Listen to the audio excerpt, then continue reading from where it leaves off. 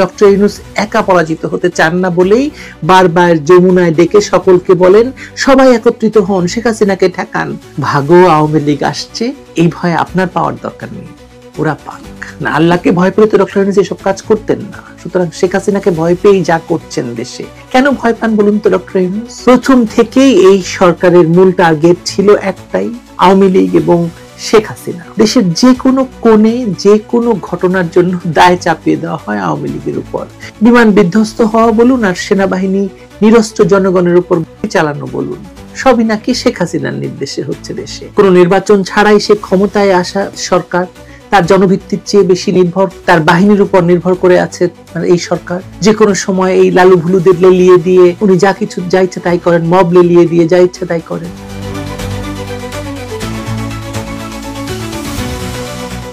ছোটবেলায় দেখা হিন্দি সিনেমার নাম ভাগো ভূত আয়া, অশোক কুমার ছিলেন। তখন হিন্দি ভালো করে বুঝি না, তবুও ভূত শব্দটিতেই খুব উত্তেজনা, কৌতূহল, ভয়। অনেক বছর পর এসে বাংলাদেশে সেই ভয় আবার ফিরে এসেছে বলে দেখতে পাচ্ছি। তবে এবার আর সিনেমা টিনেমা নয়, বরং বাংলাদেশের রাষ্ট্রযন্ত্রে ক্ষমতাসীন ইউনূস সরকারের চেহারায়, কাজে, সর্বত্র এবং ডক্টর ইউনূসের বডি ল্যাঙ্গুয়েজে এই ভয় দৃশ্যমান। ডক্টর ইউনূস এবং তার উপদেষ্টা বর্গ আর সন্ত্রাসের সঙ্গী শিশু কিশোর গ্যাং সকলেই দিনের মধ্যে 14 বার বলে, ভাগো আওয়ামী লীগ আয়া। মানে যারা হিন্দি বোঝেন না তাদের জন্য অনুবাদ করলে বিষয়টি দাঁড়ায়, ভাগো আওয়ামী লীগ আসছে। আপনি দেখতে না চাইলেও কিংবা বুঝতে না চাইলেও দেখবেন এবং বুঝবেন যে মোহাম্মদ ইউনূসের নেতৃত্বে যেভাবে আওয়ামী লীগ এবং শেখ হাসিনাকে কেন্দ্র করে অস্থিরতা, দমন নীতি এবং আতঙ্ক ছড়িয়েছে, তা আসলে প্রমাণ করে যে ভাগো আওয়ামী লীগ আসছে ভয়ে যে কোনো সময় ডক্টর ইউনূস এবং তার সঙ্গীরা বাংলাদেশ ছাড়তে শুরু করবে।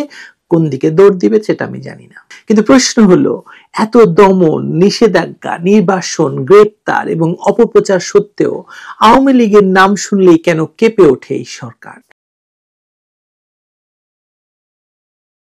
2024 সালের জুলাইয়ে সংগঠিত ছাত্র এবং জঙ্গি জোটের সহিংস সন্ত্রাসের মাধ্যমে নির্বাচিত সরকার উৎখাতের পর ক্ষমতায় আসে তথাকথিত অন্তর্বর্তী সরকার, যার নেতৃত্বে আছেন নোবেল বিজয়ী অর্থনীতিবিদ ডক্টর ইউনূস। আমি অর্থনীতিবিদ বলতে চাই না যদিও। প্রথম থেকেই এই সরকারের মূল টার্গেট ছিল একটাই, আওয়ামী লীগ এবং শেখ হাসিনা।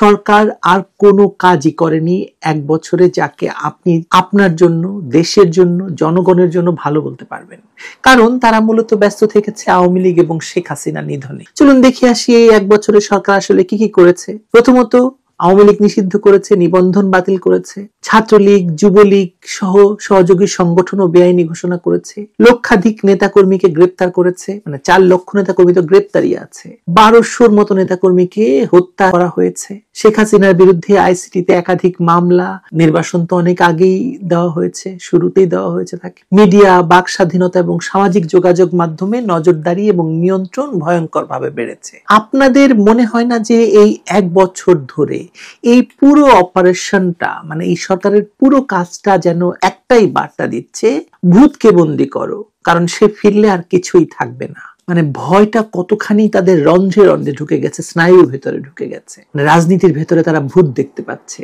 হাসিনাকেই একমাত্র ভয় পাচ্ছেন ডক্টর ইউনূস।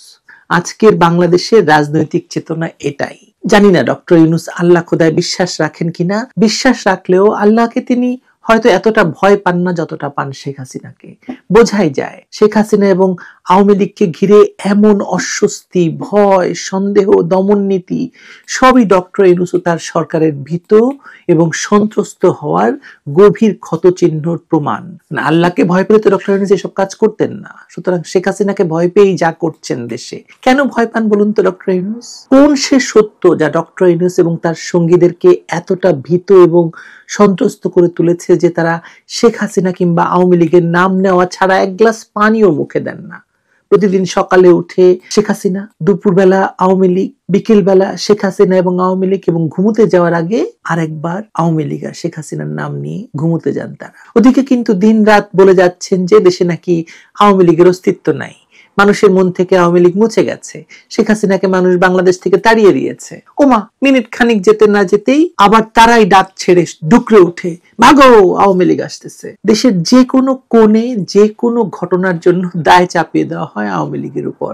বিমান বিধ্বস্ত হওয়া বলুন আর সেনাবাহিনী নিরস্ত্র জনগণের উপর গুলি চালানো বলুন, সবই নাকি শেখ হাসিনার নির্দেশে হচ্ছে দেশে। কিন্তু যখনই চাপ আসে, জনগণ কোথাও জড়ো হয় এই সরকারের বিরুদ্ধে, তখনই লালুরে ভুলুরে বলে রাজনৈতিক দলগুলোর নেতাদেরকে যমুনায় ডেকে ডক্টর ইউনূস বলেন, ভাগো আওয়ামী লীগ আসতেছে, মানে ওদের ঠেকাও। ও কেন এত ভয় আওয়ামী লীগকে? আমার ধারণা প্রথমত আওয়ামী লীগের শেকড়কে ভয় পায় এই সরকার এবং তার সঙ্গীরা। বাংলাদেশের রাজনীতিতে আওয়ামী লীগ কেবল একটি দল নয়, এটি একটি ঐতিহাসিক ধারা, মুক্তিযুদ্ধের শক্তি এবং সামাজিক বাস্তবতা, রাজনৈতিক বাস্তবতা। দ্বিতীয়ত শেখ হাসিনার আন্তর্জাতিক অবস্থান, মানে ভারত, চীন, যুক্তরাষ্ট্র, ইউরোপ সবখানে শেখ হাসিনা এখনো আলোচনার কেন্দ্রে। এমনকি ভারত তার নেতৃত্বে থাকা আওয়ামী লীগের শতাধিক নেতাকর্মীকে রাজনৈতিক আশ্রয় দিয়েছে। ইউরোপ জুড়ে এখন আওয়ামী লীগের যারা আসতে পেরেছে তাদেরকে রাজনৈতিক আশ্রয় দিচ্ছে। তৃতীয়ত ধরুন ইউনূস সরকারের জনবিচ্ছিন্নতা, কোনো নির্বাচন ছাড়াই সে ক্ষমতায় আসা সরকার, তার জনভিত্তির চেয়ে বেশি নির্ভর তার বাহিনীর উপর নির্ভর করে আছে এই সরকার। যে কোনো সময় এই লালু ভুলুদের লেলিয়ে দিয়ে উনি যা ইচ্ছা তাই করেন, মব লেলিয়ে দিয়ে যা ইচ্ছা তাই করেন। এই বাস্তবতায় আওয়ামী লীগের মতো একটি জনপ্রিয় জনভিত্তির দলকে যাকে সরিয়ে দেওয়ার পর লক্ষ লক্ষ মানুষ এখন বলতে শুরু করেছে যে আগেই ভালো ছিলাম, তাদের ফেরা মানেই ডক্টর ইউনূস এবং তার সন্ত্রাসের সঙ্গীদের পতন। ক্ষমা চাচ্ছি শেখ হাসিনার কাছে, মারাত্মক ভাবে ক্ষমা প্রার্থী, টায়ার্ড হয়ে গেছি অন্যায় অপরাধ দেখতে। আপনি আমাদেরকে ক্ষমা করে দিন, আপনি ফিরে আসেন, আপনি যতদিন।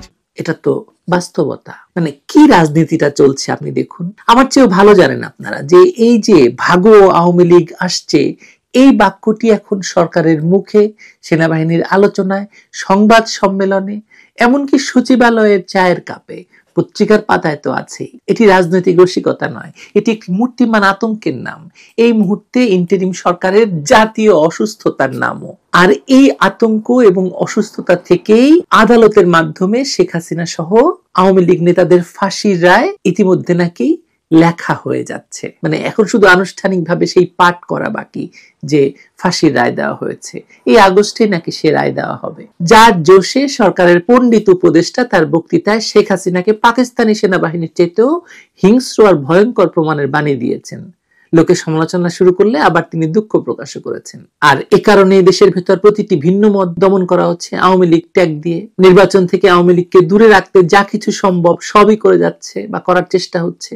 আর ভোটের তারিখ ঘোষণা নিয়ে এমন সব নাটক করা হচ্ছে যে ঘোড়ায় বি হাসছে আর কি ধরনের বক্তব্য আসছে উপদেষ্টা আর কিশোর গ্যাংয়ের নেতাদের মুখ থেকে। তার মানে এরা ভয় পাচ্ছে কখন আওয়ামী লীগ ফিরে আসে। আওয়ামী লীগ ফিরে আসলে তাহলে কি হবে, কি হতে পারে? ছোটবেলায় পড়া সেই বাঘ আসার গল্পটাও আজকাল প্রায় মনে পড়ছে। বাঘ আসছে, বাঘ আসছে, বাঘ আসছে বলে চিৎকার করা বালক প্রতিদিনই মিথ্যে বলে, কিন্তু যেদিন সত্যি বাঘ আসে সেদিন আর কেউ তাকে বাঁচাতে যায় না। ডক্টর ইউনূসের অবস্থাও তাই। ভাগো আওয়ামী লীগ আসছে বলে এরই মধ্যে একাধিকবার সকলকে যমুনায় ডেকে অ্যান্টিবায়োটিক খেয়েছেন তিনি। কিন্তু সত্যি যেদিন আওয়ামী লীগ আসবে সেদিন আসলে কি হবে? কি হবে ইউনূসের, কি হবে এনসিপির সন্ত্রাসীদের, আর বাকিদের কথা না হয় পরেই জানা যাবে। আচ্ছা, কি হতে পারে বলুন তো আওয়ামী লীগ ফিরে এলে? আমি বলি, আমি দেখতে পাচ্ছি প্রথমত আওয়ামী লীগ ফিরে এলে দেশের ভেতর দখল হওয়া গণতন্ত্র পুনরুদ্ধার করবে আওয়ামী লীগ এবং প্রয়োজনীয় সাংবিধানিক সংস্কার শুরু করবে। মানে সংবিধান পুনর্বহাল হবে, নির্বাচন কমিশন স্বাধীনতা লাভ করবে, মিডিয়া এবং মত প্রকাশের স্বাধীনতা নিশ্চিত হবে, যতটুকু ছিল বাংলাদেশে তার চাইতে বেশি হবে এবার নিশ্চিতভাবেই। দমন নীতি এবং বিচারহীনতার বিরুদ্ধে তদন্ত হবে। আওয়ামী লীগ অতীতেও দেখিয়েছে যে তারা প্রতিশোধ নয়, বরং আইনি প্রক্রিয়ায় জবাবদিহিতাকে গুরুত্ব দেয়। আন্তর্জাতিক কূটনীতিতে ভারসাম্য ফিরিয়ে আনবে আওয়ামী লীগ। বর্তমান সরকারের পাকিস্তান ঘেঁষা নীতির পরিবর্তে ভারসাম্যপূর্ণ বহুমুখী কূটনীতি ফিরে আসবে। কোনো গোপন চুক্তি নয়, বরং নিজস্ব সক্ষমতা দিয়ে আন্তর্জাতিকভাবে প্রতিযোগিতার বাজারে টিকে থাকবে আওয়ামী লীগ বা বাংলাদেশ। গোলামীর চুক্তি যে আওয়ামী লীগ করে না তা তো বিগত 11 মাসে বোঝা গেছে। একটি চুক্তিও তো বের করতে পারেনি ইউনূস গং। পেরেছে কি? আপনারা তো জানেন অর্থনৈতিক স্থিতিশীলতা এবং বিনিয়োগ পুনরুদ্ধার করবে। ইউনূস সরকারের আমলে বিনিয়োগ, রপ্তানি, কর্মসংস্থান ভেঙে পড়েছে। এই ভেঙে পড়া অর্থনীতি মেরামত শেখ হাসিনার পক্ষে সম্ভব, কারণ এখনো দেশে যেটুকু দৃশ্যমান উন্নতি বা উন্নয়ন তার পুরোটাই শেখ হাসিনা এবং আওয়ামী লীগের হাত ধরে এসেছে। সময় ফুরিয়ে যাচ্ছে, সময় আসছে। জাতিসংঘ, ইউরোপীয় ইউনিয়ন এবং যুক্তরাষ্ট্র সরাসরি বলছে আওয়ামী লীগকে বাদ দিয়ে কোনো নির্বাচন গণতান্ত্রিক বলা যাবে না, বা ইনক্লুসিভ শব্দটি তারা উচ্চারণ করছে বারবার। ভারত শুরু থেকেই বলে এসেছে যে সুষ্ঠু এবং অংশগ্রহণমূলক নির্বাচন প্রয়োজন। এই মুহূর্তে এমনকি বিএনপি জামায়াতের ভেতরেও আওয়ামী লীগকে অন্তর্ভুক্ত না করে ভোটে অংশগ্রহণ নিয়ে দ্বিধা তৈরি হয়েছে কয়েকজন নেতার মধ্যে, সেটা দেখা যাচ্ছে। অর্থাৎ ইউনূস সাহেবের উপর চাপ আসছে চারদিক থেকে। একদিকে জনগণের ক্ষোভ, অন্যদিকে আন্তর্জাতিক বার্তা। তিনি জানেন সময় ফুরিয়ে আসছে। টিক টিক টিক টিক করছে সময়ের ঘড়ি, শুনতে পান? টিক টিক টিক টিক টিক টিক। আর ভূত নয়, সত্যি আওয়ামী লীগ আসছে। সরকার যতই দিনে দুপুরে আওয়ামী লীগের ভূত দেখতে পাক না কেন, নিষ্ঠুর এবং নিয়তি নির্ধারিত বাস্তবতা হলো আওয়ামী লীগের ফিরে আসা এখন আর যদি নয়, এটি একটি কখন প্রশ্ন। মানে যদি আওয়ামী লীগ ফেরে তাহলে কি হবে নয়, কখন আওয়ামী লীগ ফিরছে বা ফিরবে, এটাই আসলে প্রকৃত প্রশ্ন এবং সত্য।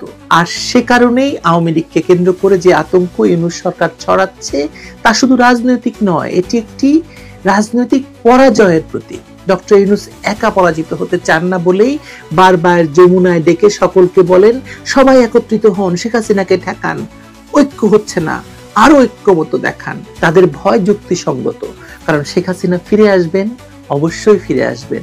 আর তার ফিরে আসা হবে রাজনৈতিকভাবে, আইনের পথে, জনতার সমর্থনে, আর ঐতিহাসিক ডাক মেনে, আহ্বান মেনে। মানুষের আহ্বান, বাংলাদেশের আহ্বান। আপনারা দেখবেন এই সত্য ফলে কি ফলে না। ভাগো আওয়ামী লীগ আসছে, এই ভয় আপনার পাওয়ার দরকার নেই, ওরা পাক। প্রিয় দর্শক, সাজ্জাদ কাদেরের প্রেতে নিন, শুভেচ্ছা নিন। এই মুহূর্তে আপনাদের সামনে কথা বলতে এসেছি সরকারের ভেতর থেকেই। সরকারের বিদায়ের ঘণ্টা ধ্বনি শুনছি।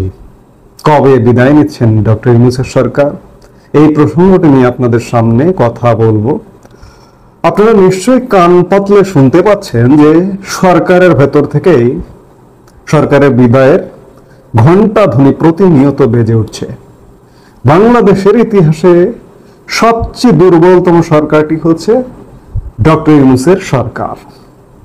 পৃথিবীর ইতিহাসেও যদি বলেন যে এমন দুর্বল সরকার আর কোথাও আছে কিনা আমরা জানি না, সেই দুর্বল সরকারটি খোঁড়াইতে খোঁড়াইতে একটি বছর পার করে ফেলতে যাচ্ছে। আর কদিন পরে, আজকে আমরা 31শে জুলাই কথা বলছি, 5 অগাস্ট সরকার পতনের দিন পূর্ণ হবে। আর 8 অগাস্ট এই সরকারের প্রথম বর্ষপূর্তি হবে। অবাক এবং বিস্ময়ের যে এমন একটি দুর্বল সরকার কিভাবে টিকে আছে একটি বছর পার করতে যাচ্ছে। আজকে যখন একটি বছর পার করতে যাচ্ছে, তখন সরকারের ভেতর থেকে সরকারের বিদায়ের ঘণ্টা নানাভাবে বাজছে। আপনারা দুদিন আগে দেখলেন একজন উপদেষ্টা, ছাত্র প্রথমত, তারপরে সমন্বয়ক থেকে উপদেষ্টা আসিফ মাহমুদ সাজিব ভুইয়ার ফেসবুক পোস্টে দেখলেন যে গণতান্ত্রিক উপায়ে ক্ষমতা হস্তান্তর হতে হবে। অর্থাৎ তিনি বোঝাতে চাইছেন যে তারা যেভাবে জবরদস্তিমূলক ক্ষমতা দখল করেছে, তাদেরকে এসে কেউ যেন দখল না করে, বা এই সিগন্যালটা দিলেন। অর্থাৎ দখল বা তাদের বিদায়ের একটা ঘণ্টা ধ্বনি বেজে গেছে। এরপরে আসুন যে অর্থনীতিবিদ, সেন্টার ফর পলিসি ডায়ালগের সম্মানীয় ফেলো ডক্টর দেবপ্রিয় ভট্টাচার্য, তিনি বর্তমান অন্তর্বর্তীকালীন সরকারের অর্থনৈতিক বিষয়ক শ্বেতপত্র প্রণয়ন কমিটির প্রধান। তিনি গত কয়েকদিন যাবত এই সরকারের দুর্বলতা নিয়ে নানা কথা বলছেন। তিনি তো সরকারের ভেতরের লোক, যেহেতু সরকারের সাথে রাজি হয়ে স্বীকার করে কাজ করতে গেছেন, তাহলে দেবপ্রিয় স্বাভাবিকভাবে ডক্টর ইউনূসের সরকারের মানুষ, সেই মানুষও কি বলছেন, কদিন আগে তিনি একটি মন্তব্য করেছেন যে এত নির্দোষ নিরপরাধ নিষ্পাপ সরকার আমি দেখিনি। কি প্রসঙ্গে বলেছেন? মার্কিন যুক্তরাষ্ট্রের যে বর্ধিত শুল্ক বাংলাদেশের উপর চাপানো হয়েছে, সেই শুল্ক সরকার কমাতে পারেনি বা কমাতে পারছে না, কোনোভাবে মেকানিজম করতে পারেনি। সেই প্রসঙ্গে দেবপ্রিয় বলেছেন যে এত নির্দোষ নিরপরাধ নিষ্পাপ সরকার আমি দেখিনি। আবার গতকালকের এক সেমিনারে দেবপ্রিয় বলেছেন যে যতদিন এই সরকার থাকবে সংকট তত বাড়বে। অর্থাৎ সরকারের ভেতরে ঢুকেও দেবপ্রিয় ভট্টাচার্য মনে করছেন যে এই সরকারের আর কোনোভাবে বেশি দিন থাকা উচিত নয়। সেনাবাহিনী মনে করছে, আমরা দীর্ঘদিন বলে আসছি, আলোচনায় আছে সেনাবাহিনীর, যে দ্রুত রাজনৈতিক সরকারের হাতে ক্ষমতা হস্তান্তর প্রয়োজন। দেশের রাজনীতি, অর্থনীতি এবং আইন শৃঙ্খলা পরিস্থিতি নিয়ে আমাদের চারপাশে নানা মহলে উদ্বেগ বাড়ছে। দেশি বিদেশি বিশ্লেষকরা বলছেন এই সরকারের প্রতি সমর্থন কমতে কমতে একদম তলানিতে নেমে গেছে, আর এখন বিদায়ের সময় এসে গেছে। এ ব্যাপারে কোনো সন্দেহ নাই।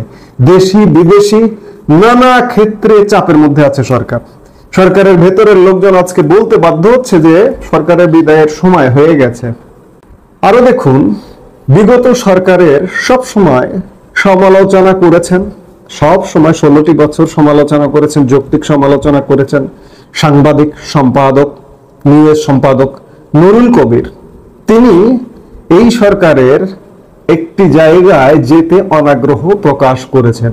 দুদিন আগে প্রেস কাউন্সিলের কমিটি পুনর্গঠন করা হয়েছে, সেই কমিটিতে প্রেস কাউন্সিলের সদস্য করা হয়েছে সাংবাদিক সম্পাদক নুরুল কবিরকে।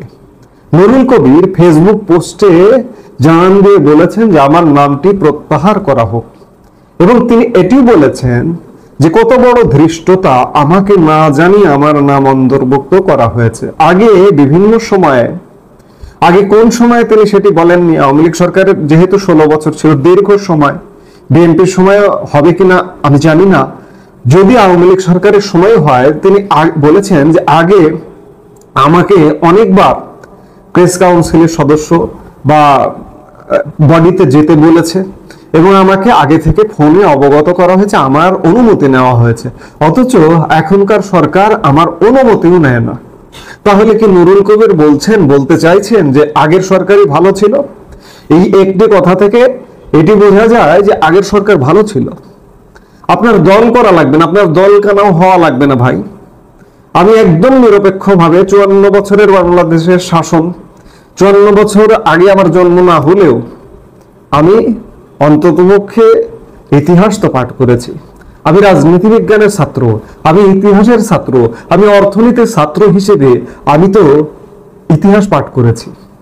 54 বছরের ইতিহাসে সবচেয়ে দুর্বল, সবচেয়ে ভয়ঙ্কর, সবচেয়ে অরাজকতাপূর্ণ সরকার হচ্ছে ডক্টর ইউনূসের সরকার। সেই জায়গা থেকে সরকারের ভেতর থেকে ইতিমধ্যে আলাপ আলোচনা শুরু হয়ে গেছে যে সরকারের আসলে বিদায়ের সময় হয়ে গেছে। এক্সিটটা কি হবে, নিরাপদ এক্সিটটা কি হবে, এই আলাপ আলোচনা সরকারের ভেতরে, এমনকি উপদেষ্টা পরিষদের মধ্যেও শুরু হয়ে গেছে। আমি জানি উপদেষ্টা পরিষদের মধ্যেও শুরু হয়ে গেছে যে চলে যেতে হবে, আর মনে হয় থাকা গেল না। শুধু তাই নয়, সরকারের বিভিন্ন দপ্তর থেকে এই যে গত 1 বছরে বিভিন্ন জায়গায় অনেক কিছু ভালো মানুষও যুক্ত হয়েছিলেন চুক্তিভিত্তিক নিয়োগে, তারা পথ ছেড়ে চলে যাচ্ছেন, সময় থাকতে চলে যাচ্ছেন, যাতে ভবিষ্যতে বলতে পারেন যে আমি ওই সরকারের পক্ষ ত্যাগ করে আমি গিয়েছিলাম যে একটা ভালো কিছু হবে, একটা নতুন কিছু হবে, এই অর্থে গিয়েছিলাম, কিন্তু আমি যখন দেখলাম যে সরকারের মধ্যে লেজে দৌড়ে অবস্থা, আমি তখন পক্ষ ত্যাগ করতে বাধ্য হয়েছি। ভবিষ্যতে যাতে এই যুক্তিটা দিয়ে অন্ততপক্ষে বাঁচতে পারেন, এই জন্য সরকারের বিভিন্ন দপ্তর থেকে চুক্তিভিত্তিক নিয়োগধারীরাও পথ ছেড়ে চলে যাচ্ছেন প্রতিনিয়ত। কোনোটা আপনারা জানেন, কোনোটা গণমাধ্যমে আসে, কোনোটা আসে না। গণমাধ্যমে যা আসে, যতটুকু আসে তার কিছুটা আপনারাও দেখেছেন। শিল্পকলা থেকে ডিজি থেকে শুরু করে, শিল্পকলার পরিচালক থেকে শুরু করে বিভিন্ন পদের চুক্তিভিত্তিক লোকজন চলে গেছেন। একটি উদাহরণ দিলাম, এরকম বিভিন্ন সংস্থা থেকে মানুষ নিরাপদে চলে যেতে চাইছেন, চলে যাচ্ছেন।